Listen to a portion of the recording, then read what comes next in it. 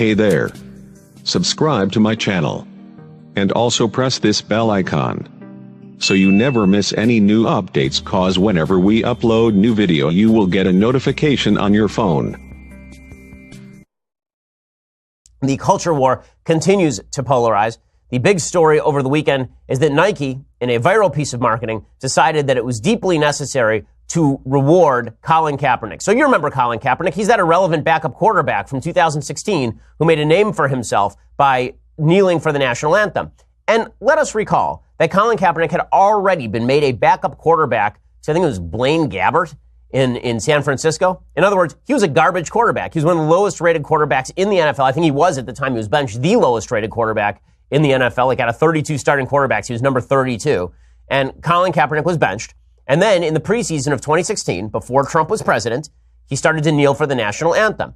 It is also to be remembered that Colin Kaepernick, who said he was kneeling for the national anthem to protest widespread police brutality or some such nonsense, he's the kind of person who is wearing on practice field socks with pictures of cops as pigs.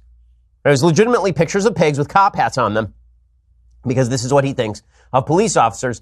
This guy who grew up actually pretty privileged. He was adopted, and he grew up in a pretty privileged area of California.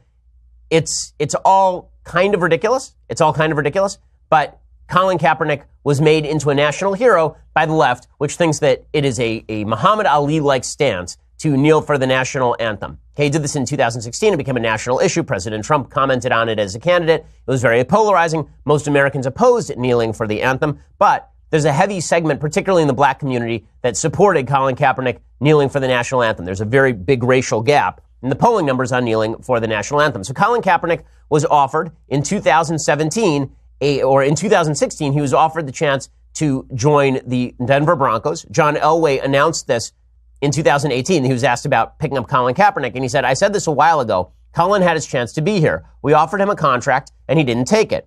Elway was referring to the 2016 season. Denver tried to trade for Kaepernick, who was under contract with the 49ers at a time. The quarterback would not agree to a restructured deal with Denver.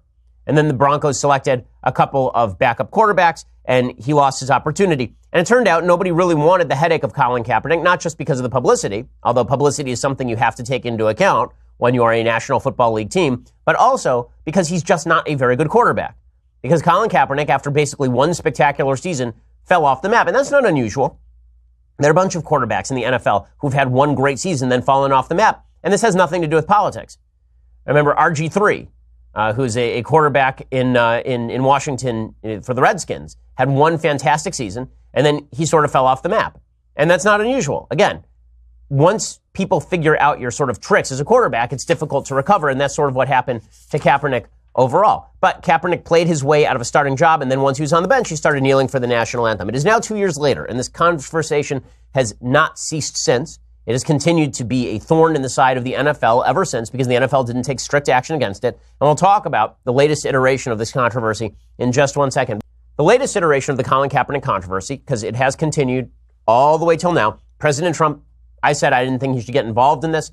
He did as president because he likes this culture war. He thinks it's a good culture war to fight. He thinks he wins this culture war. And he's likely right. He does win this culture war, but at the cost of polarizing the debate a little bit more. When President Trump took office, some 75% of Americans thought kneeling for the national anthem was bad.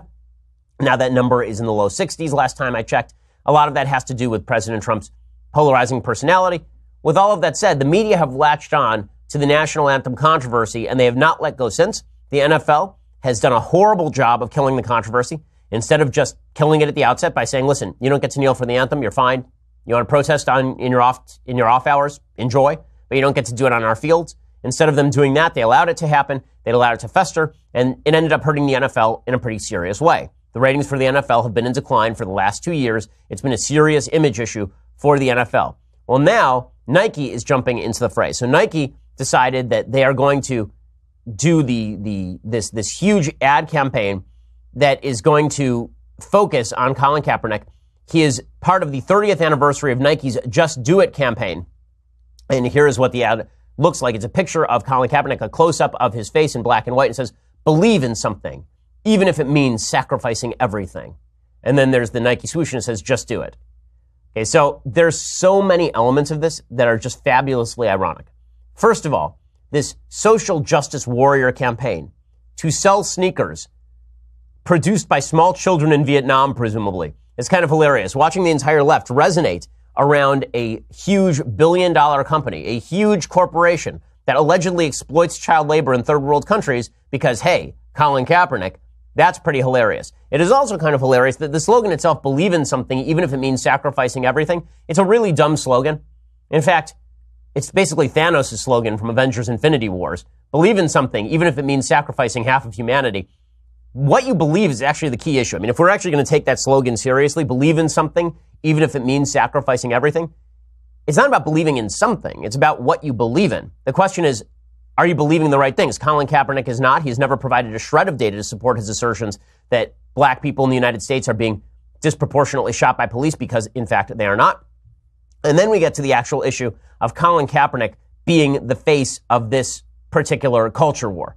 We get to the bottom line here. And there's a great irony to it, which I'll discuss in just a second. So Colin Kaepernick, again, says believe in something, even if it means sacrificing everything, over his face for the Nike Just Do It campaign. I do love the fact that when you hashtag Just Do It with all the capitals properly utilized, it looks like Just Dolt. But in any case, using Colin Kaepernick, he's a poor example of this because he didn't sacrifice anything. Colin Kaepernick did not sacrifice a thing. If we're going to talk about people who sacrificed in the NFL, there are legitimate former military members in the NFL. Now, Pat Tillman died in the line of duty, working, as a soldier in Afghanistan for the NFL. Did Nike do a campaign around him? Of course they didn't, right? They just do it around Colin Kaepernick. And this is for capitalistic reasons. It is to make money. Nike is a corporation. They know we'll be talking about it today. They hope that by right-wingers talking about it, they will drive more people on the left to go out and buy sneakers on the basis of we don't like President Trump. And let's be frank about this. This is an anti-Trump campaign. This rally first started in the 2016 campaign. If Hillary Clinton were president right now, do you think that Nike would actually be running this ad campaign? Of course not. Of course not. Colin Kaepernick has not sacrificed anything. Not only did he not sacrifice nothing, he only started doing this when he became a useless backup quarterback for the San Francisco 49ers. And then after that, he has kept his name in the headlines. He's been on the cover of Sports Illustrated despite not playing for 2 years. Tim Tebow isn't on the cover of Sports Illustrated every 2 weeks because Tim Tebow isn't in with the social justice warrior crowd. But Tim Tebow was in many ways sort of the equivalent of Colin Kaepernick in that he had one kind of terrific season where he unexpectedly led the Denver Broncos to wins in the playoffs, and then he fell off the map. But Colin Kaepernick, he took over for Alex Smith halfway through a season with the San Francisco 49ers. They went to the Super Bowl, he lost, and then he was nothing. Okay, but still, he's on the cover of Sports Illustrated. He's still championed as this thought leader, even though I'm not sure Colin Kaepernick has ever had any real thought. And the reason I say that is because Colin Kaepernick has never made an articulate defense of his own position on any of this stuff. There are people who have made articulate defenses on his behalf, but he's never done it himself. He has not sacrificed anything, and he's slated to earn legitimately millions of dollars. He's going to get a branded line off of not being in athletics for 2 years. He's getting a branded line, and he's going to make millions of dollars off of kneeling for the national anthem. So why is Nike doing all of this? Precisely so that we'll talk about it. It is a troll. It's obviously a troll. They're hoping that the president of the United States sounds off about it. Trump undoubtedly will sign off on it. I mean, he will undoubtedly sound off about it on Twitter because he thinks, again, that this is a culture war worth fighting. But there's no question that this is all designed to sell more sneakers. And one of the reasons that Nike thinks that they can get away with this, obviously, is because disproportionate amounts of money are spent on clothing and apparel by members of the black community, many of whom are supporters of Colin Kaepernick in this particular controversy. Okay, that is not a racial supposition. That is an economic supposition. Economists Kerwin Charles, Eric Hurst, Nikolai Rusinoff from University of Chicago did a study called Conspicuous Consumption and Race. And what they found is that blacks and Hispanics spend a lot more than whites with comparable incomes on visible goods, meaning clothes, cars, and jewelry, up to an additional 30%. There's been a long-standing sort of sociological investigation into why, for example, it seems that lower-income black folks spend more on sneakers, and some of that has to do with pride and culture. Some of that has to do with the fact that, like Air Jordans were a massive cultural totem in the 1990s. All of that is true, but just for capitalistic purposes, it's pretty obvious that Nike is attempting to appeal to this particular consumer base, along with a left that will resonate to the support of Colin Kaepernick. And it's also important to note that according to Nielsen, African Americans are more likely to interact with brands on social media or to use social networks to support companies and brands, 44% more likely.